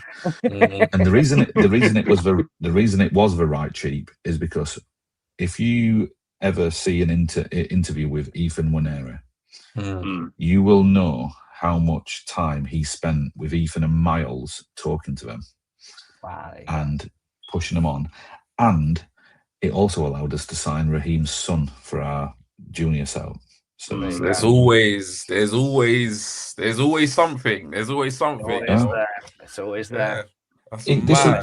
That's This is why I'm not averse to a Rashford loan, because I actually think I know that Man United are willing to pay up to 40% of his wages. He's on 325k a week. So if they're going to pay 150 of that, and we have to pay 175, I'd rather pay Rashford 175 than Nelly. He got 24 goals. Someone said, "Oh yeah, but he's not very good" and stuff like that. I went, outputs. Someone actually said the same thing to me about Cody Gakpo. Now, I do believe that Arsenal was sniffing a hijack on Gakpo. I don't think it'll happen. I think it'll go set.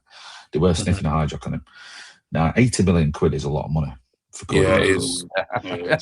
But, I saw that, my eyes started watering.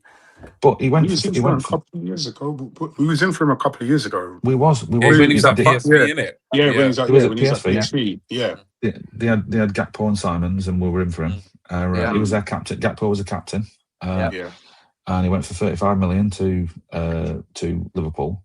Now, it's not. You think about it. Someone said, "Oh yeah, but he's not a good player." Yeah, but you pay for output. In that at that end of the field, you're paying for output. And I know Gyökeres is output, but you need to look at output in context. Gakpo's got output in the Premier League. He's got output in the Premier League. Yeah.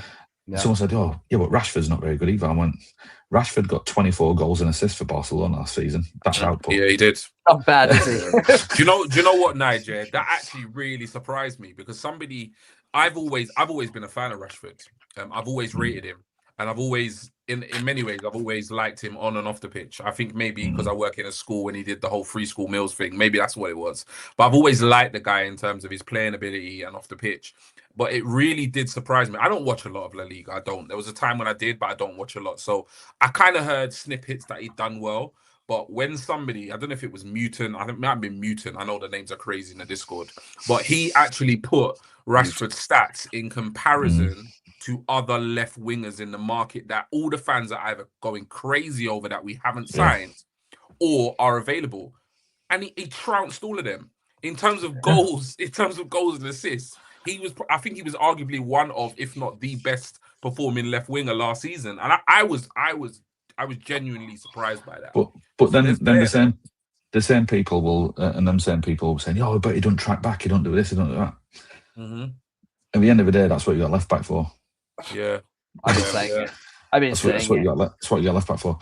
And people, everyone loves a shiny new toy, and everyone, you see, in this day and age, and so I kind of see it as quite a good thing that I don't see it more that way. I'm guessing that's muted. I'm guessing that's muted. Yeah. I don't see it. I see it a bit different. I don't watch comps of players. Oh yeah, what's your comp? He weren't good in this comp. Oh, look at this comp. Comps don't mean anything to me. I would genuinely rather look at, right, let's look at what our output is first. Who they're playing against, who we're scoring against, how many minutes, goals per minute, minutes per goal is brilliant. It's a great way of looking at it's a great way of looking at it. Or minutes per contribution, goal or assist. Because if their level of team what they're playing against and their minutes per contribution is good, usually do a good player. And then you can watch a few games of them. Listen, everyone's saying, is there a chance of Krupa in January? I'd love Krupa. I'd sign Krupa. I'd sign Krupa now. The only problem with signing Krupa is there's a thing called insurance, and he's got a broken foot. Yeah. So he can't pass a medical. He can't pass a medical. So how are you going to do it? How are you going to insure him? Imagine the guy trips over in the lunchroom or something. You know what I mean? It's true. Stupid things happen. You say silly, but you're sorry. Where did you fall over? Oh, yeah, at the Arsenal training ground. Oh, let me just check your insurance documents. Oh, no, sorry about that. I think the thing with Rashford is, for me, even before Ten Hag, came onto the scene, Rashford was one of them players he always used to score against us, and back in the day, I would have taken him. But as soon as Ten Hag came in, I was just like, Ten Hag just messed up his confidence. Messed up his confidence going forward. And then going into Barcelona last season, I was just like, okay. But it's the for me, the reason why I wouldn't take him now is the consistency. Is he going to be consistent? Because we saw on the Ten Hag he wasn't consistent. Aston Villa, he was okay for Aston Villa. You know what I'm saying? You know, the way that how he and Morgan Rogers, they tore apart PSG, the way that they were playing, that game there is just like, went to Barcelona, did his thing, but it's the consistency. The World Cup, we saw what he can do at the World Cup. You know, we saw what he can do at the World Cup going forwards. But for me, it's the consistency. Are we going to get the player that we all knew how he was a threat? Coming in off that left-hand side, every time he used to play against us, Rashford would score because we all know that he was the threat going forward. We haven't seen that in the last couple of seasons. You saw it last season at Barcelona. At Barcelona, but the thing is, you need consistent minutes to get consistency, and 100%. And so Marcus Rashford, I love Marcus. He's a good guy. I know his brother. I've seen him. Got a picture of his brother in France. And he's a nice guy. He's a nice guy. Now, I've always been a massive advocate of Rashford, and some of the guys who were in my WhatsApp chat, they'll tell you, I said he could have been like what Mbappe is now. That could have been Marcus Rashford. Unleashed. Yeah. But from a young age at Man United, he was done a dirty. Yeah. So this kid come onto the scene, 18 years old, and he's banging goals. Funny, scored a double against us, and when they beat us, I was furious that day. Yeah. And he came in, he was banging in goals, and he's playing centre forward. What did Man United do to try to elevate him and coach him up? They brought in a 35-year-old striker to play in front of him. Yeah. They brought in Zlatan Ibrahimovic. So Ibrahimovic is playing up front, and he gets shoved out. He gets shoved out wide. Then what did they do? They brought in Odion Igalo to play up front. Yeah, and the then Nigerian striker. Yeah, and then they brought in Romelu Lukaku to play up front. Uh-huh. So all this time, they've got this Rolls Royce centre forward playing on the wing, and they're playing older or worse players up front of them. Then they brought in Edison Cavani, another old bloke. Yeah. So they just keep going from old bloke or useless player and shipping him out of wing, and he's in and out of a team because he can't really. It's not his thing, and he wants to play in different position. And they never platformed him right and didn't coach him properly. So if Rashford would have been coached up correctly, we'd be talking about it'd be him and Kane up front, not just Kane. We'd have 250 million pound strikers in the England team, and he'd be light years. And so then they brought in Ronaldo as well, didn't they? He's 37 and stuck him out left. Yeah. So under Ten Hag, they even did the dirty on him. So this is what he's talking about consistency. They did dirty. I agree with that. Nige, I have I'm sorry, G. I think you need to step out, don't you, mate? I do. But before I go, because obviously tonight is kind of like my last night before I have to go back to work after 6 weeks. So I've got to spend some quality time with the family. But before I go, I do want to just say a massive thank you to obviously Ant for obviously coming on the show. Dodsy's going to take the reins in terms of hosting. But Nige, an absolute pleasure to have you on the show. I mean, there's not many people that I can actually sit back and just listen to for almost forever. Your insight, your knowledge is second to none. So thank you so much. But I will bid everybody in the chat and everybody on the panel good night. Okay, take care, people. Peace. Cheers, bro. Have a good one, G. Nige, I think obviously, I don't want to hold you too much longer. I know you're taking your precious time out. So again, we really appreciate it. But look, I think a lot of the big questions are obviously what we think is going to happen. From my point of view, I don't see us getting rid of all these players for nothing to happen. I could be wrong. We all could be wrong. I just don't see nothing happening. I know the club are trying. You have also expressed to us, on this evening show, the club are trying to do something. It's very late in the window, but we sometimes know Arsenal like to drop some big things late on. We know that. Look at the Ozil thing. No one heard a single thing, and all of a sudden, bang, Ozil signed on deadline day. So it's not impossible. In your opinion, over the next sort of day and a half, however long we've got left of the window, I think it ends tomorrow. Is it tomorrow, 11 p.m.? Tuesday, 11 p.m. So we've got 2 days. Yeah, we've got 2 days. Number one, do you see? I mean, something that's very interesting that I've seen, and I want your opinion on this, and this just might be me guessing at things and maybe making things up in my own head because I'm a big Alvarez fan. I want him to come in. Jesus was obviously offered to. We know Jesus was offered to Atletico Madrid. They obviously said no. He then very quickly goes through to Barcelona, and that happened very quickly. Is that because we offered him, as part of an Alvarez deal? Could that have been that had happened? Or did we know getting rid of him, but also possibly keeping the trick up our sleeve of saying, right, if he gives us a yes, we can make this quite easy and we can sell you Gyökeres at the same time as one of your players. What's your view? What's your view? And a personal view. You don't have to sort of give us inside information. Just your personal view of what you think is going to happen. My Iberian brother said that Barca, I don't want to swear on here, so Barca pooped the bed about getting a striker. Right. And so they'd been hunting. So they'd been looking for someone to join. Like I said, the WhatsApp group, I think it was 19th, 20th of August, they were told, look, Barcelona are going to become ex-City FC, so they're going to have Cancelo, Rodri and Jesus, which is what he said, and they'll be all deciding. It is true. But yeah, I think that you will see Arsenal doing something. The way to think about it is if you remove the under 21 players out of the team. Yeah. So if you take anyone who's under 21, take them out of the team, you can then look at how many people are in the squad.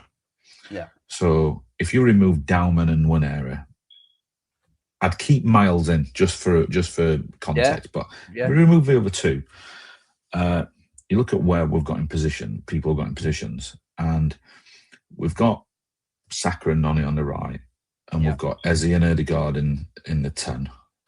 And you've got Kai, Victor, and Marino as 9s. Marino kind of floats everywhere, but class him as a 9. Yeah, we've only got Solis on the left because then when it comes to midfielders, you got Zube and Bruno, and you got Miles and Dick. So they're your 2 pairs. Your rotations, yeah. Right back, we've got Timber and White. Yeah. Right centre back, we've now got Saliba and Konza. Yeah.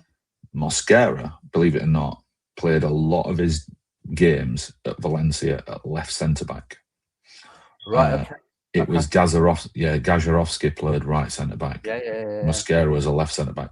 Yeah. So Mosquera can back up Gabriel. And bear in mind, so this is what we were talking about earlier about having complementary partnerships. Gabby and Saliba is fire and ice. Yeah. Cons is also ice. So you put Mosquera at left centre back. Mosquera's fire. So your fire is always going to be your left hand side, and your ice is always going to be your right. So you got Mosquera and Konza, and then you got Hincapié and Calafiore. So on every area of the pitch, we've got 2 players. Yeah. Centre forward, we've got 3. Apart from left wing, we've only got 1. So we've got 22 first team players, minus Dauman and Ethan. 24 with them. You really don't want a squad bigger than 25. Yeah, it's true. Because that's how many you can register. You can only register 25. 25. One thing what you do not want is you don't want players stood in street clothes getting 200 grand a week. It's mental, isn't it? But this is what teams at Chelsea have got. Chelsea have still got 35 players on their books. Currently they're going to have 10 players stood on street clothes. On a Champions League night, 10 players who can't play. No matter if they're injured or not, 10 players who are going to be earning money stood in street clothes. Yeah. You see them sat behind the dugout, don't you, with the it's crazy. jackets on. It's and crazy. It's crazy. They're getting paid to sit there. It's They're crazy. getting paid to do a fashion show behind the dugout. We don't want that. The club don't want that. So I think I can definitely see him bringing the left winger in. But like my source had said, if they bring in a left winger and a striker's got to go. Got to go. Yeah. Which is probably going to be Gyökeres. Well, I don't see them. I don't see Havertz going. I think Arteta loves him too much, and he's too much of. Do you know what? When we signed Havertz, I was like, oh, mate, what are you doing? But I think he's proven to us that he's phenomenal. I mean, he creates spaces. I mean, the guy scored in the Champions League final. We all seem to forget that. He's good at pressing. He's decent at pressing. He offers a lot more to the team. I mean, personally, I think the fact that we haven't had a straight no from Alvarez yet means there's clearly legs still in it. I'm saying it's a slim chance, a very slim chance, but the fact that there hasn't been a no yet, or if there has, it hasn't been sent to us yet, or it hasn't been portrayed in the media yet. I'm sure Fav will be entitled to that one when it does happen. But you know, I can see it coming in. It solves the situation, particularly if it gets him out of a sticky situation, gets us out of a sticky situation, and we can offer that player going the other way. I still think Barcelona are going to buy another striker. By the way, that's what my brother says. My brother says that they'll still buy another striker. Yeah, obviously, they will do. So it depends who Barca. If Barca try again, do Atletico relent? But like he'd said all the way through, it was like, you need to understand, if they relent, they are forever tarnished.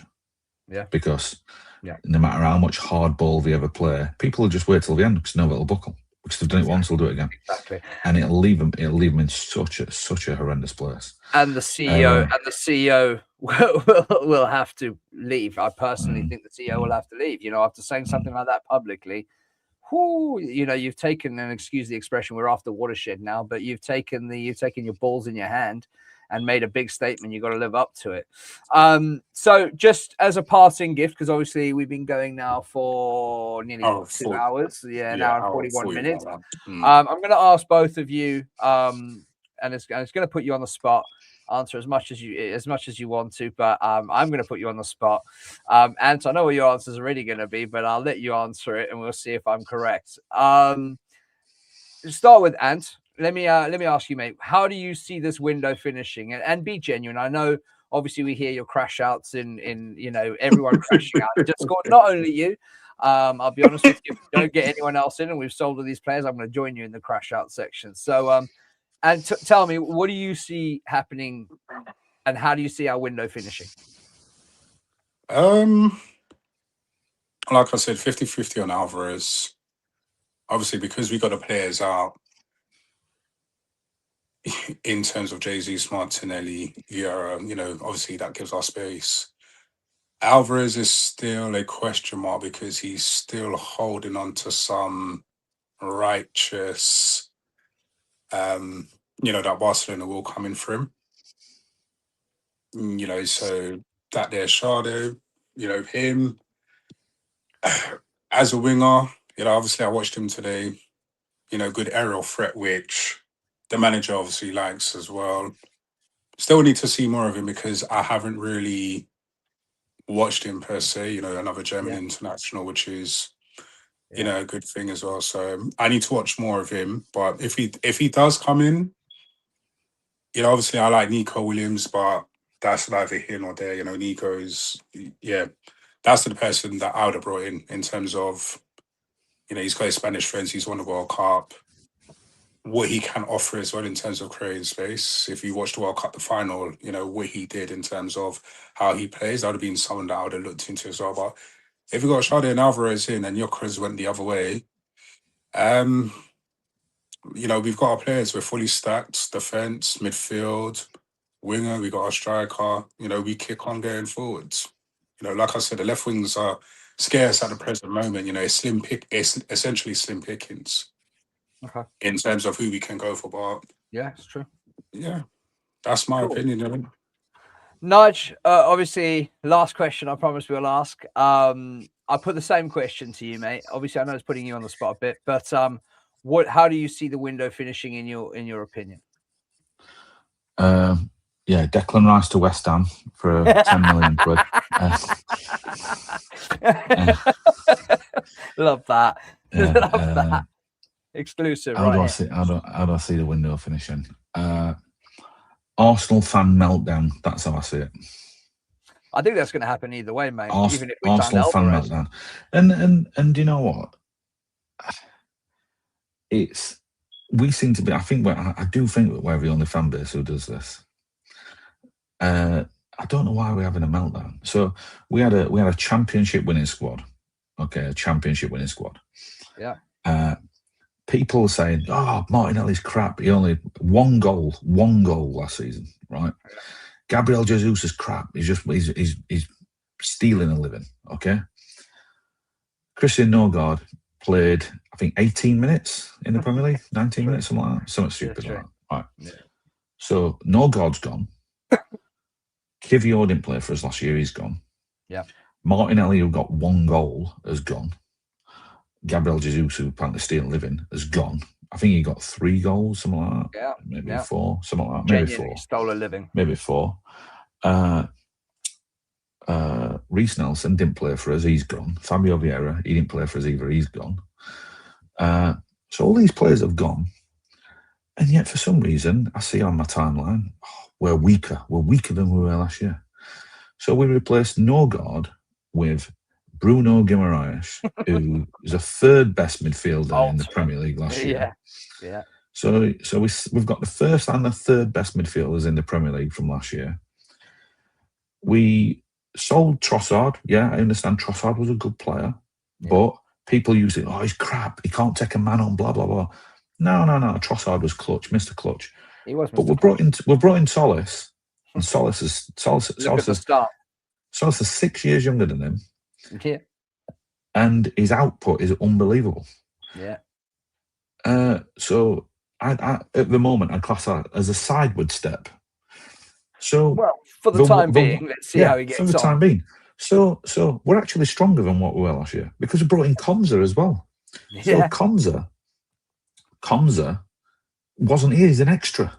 So we've brought in the second best, the first or second best passing centre back in Komza behind Saliba or with Saliba. True.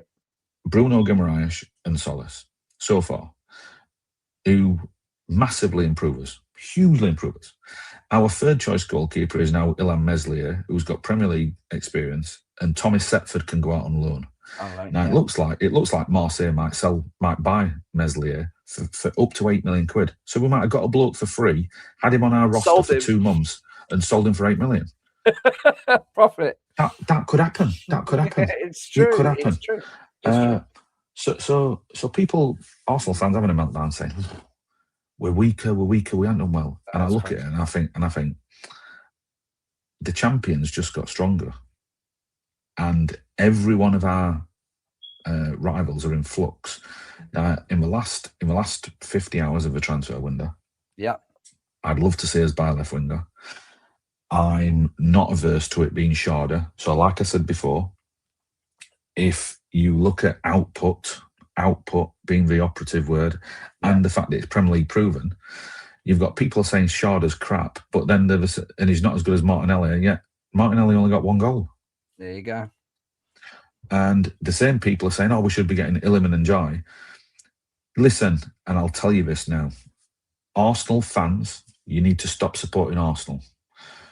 Create a new team called Aesthetics FC, because that is all what you're interested in. I love that. Arsenal fans are more interested in aesthetics than actual output.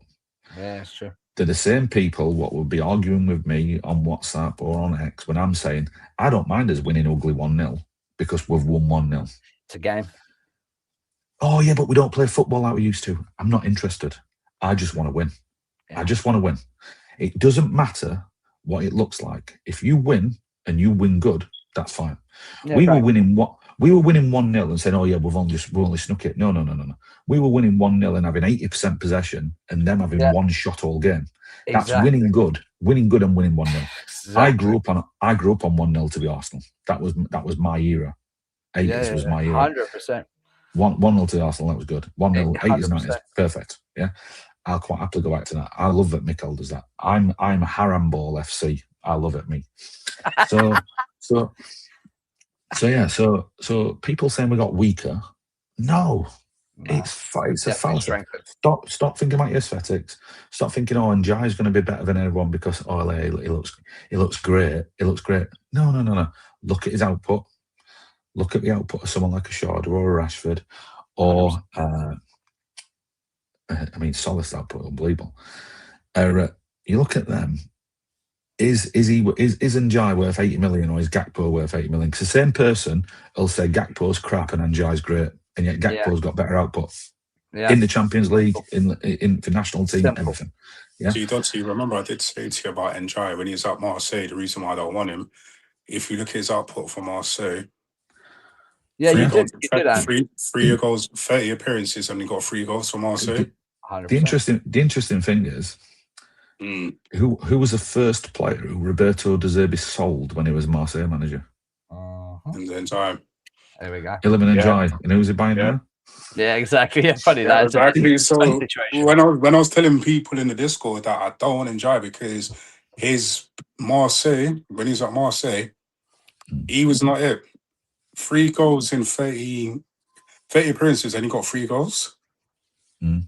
At 80 million now, 80 million. Let him go to. He's going to Spurs. I think is it Spurs? Yeah, he's going to Spurs. And Richarlison's going to Everton. Yeah, and this is the thing you see. So last day and a half, I'd love to see us get a little bit of action. We've been banging on about having an X Factor striker or X Factor attacker for a long time now.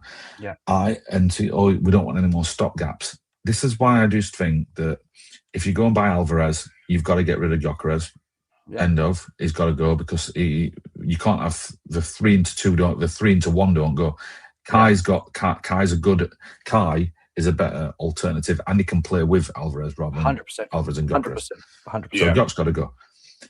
But I'm quite happy with getting a left winger who could possibly play up front. So like a Sharder or a Rashford, if it's alone, I'm quite happy with that because Vici Kvaratskhelia is going to be up for sale next summer. Yes, his contract's close to done next summer. So there's a chance you could go at Kvaratskhelia, you could go for Krupa, you could get either or, and you've brought in an X Factor, and you've already got Alvarez who's an X Factor, and you've already blooded. So like you've blooded Sharder, you might sell Havertz then. Havertz might go. Yeah, Havertz could go. Or Ødegaard might go because you might decide, let's go 4-4-2, let's go 4-4-2 or 4-4-1-1 and play Alvarez off Havertz. 100%. Because Alvarez is better as a second striker. So play Alvarez. His best play at Atletico is when he's with Sorloth, and Sorloth's the point man, and he's behind him. Yeah. So and his best play at Man City was when he played with Haaland, and Haaland was the point man, and he was off him. So I think there's an opportunity for us to actually increase while using stock gaps. Yeah. But I do think next summer that it'll be time for quite a few. So I think none is in a year where he's got to prove it. I agree massively. I know it's only 2 years, but he either proves it or Max takes his place. Yeah, it's quite simple. Yeah, it's quite simple. I was talking about that the other day actually, in terms of we're going to find it hard to sell him because of the wages he's on. Who's going to take? That's the thing with Noni. Who's going to take him with the wages that he's on? I don't think you'll find it hard to find a buy for Noni. I think a few players would take Noni. Sorry, a few teams would take Noni. I think.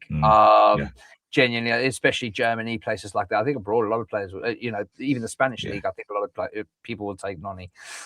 Guys, brilliant. Listen, we've been on the show for nearly 2 hours. Obviously, I'm going to give you guys each the floor just to let us know where we can find you guys. I'm going to start with you, Big Ant, man. Careful your biceps there, mate. Don't put a bicep. Just like a second. There we go. And tell us where can we find you, bro? Obviously, you can find me on the Discord. You can also find me on X and Big Ant on X, Instagram. I am him. I am him, Anthony. That you can find me on as well. So that's where you can find me. But more time, I'm just on the Football Takeover Discord. We got different channels that we have up, like movies, martial arts, gym that we've just done, fantasy football, you name it, we got it on there. So click subscribe, like, and either email Dodsey or G Talks Arsenal, and we'll invite you to the Discord. Thanks, Ant. Big Nige, where can people find you, mate? I think most people know me as Nigel_B_golf on X, and I'm on Instagram. And I'm now invited to your Football Takeover Discord, so I'm in there. But yeah, I'm in my private WhatsApp group. The private WhatsApp group, we've had it going for quite a bit of time now. There's some quite good guys in there. But yeah, but mostly, if you're ever in the Midlands, if you're ever in around Burntwood, or if you're around Derby, then pop into Driving Golf. You find us on the internet, www.drivinggolf.co.uk, and come and play some indoor golf. And I've always got the football on the TVs, so if you actually go on a website and read my bio, you'll understand why. I love that, Nige. Love that, mate. Thank you. Yeah, obviously, I'm Neil Dodsey. If you want to join our Discord, please, guys, do come along. We've got some great people in there. Like Ant said, obviously we have Nige in there as well as a member in our Discord. So, we have loads going on in there. We have games going. We have Premier League predictions. We have loads of stuff happening, as well as our FT sources updated first before it goes out next or anything. If you guys do want to join, please do hit G Talks Arsenal up on X, or myself, Dodson_Neil. Send us a inbox, and a private message, and we will send you the Discord link.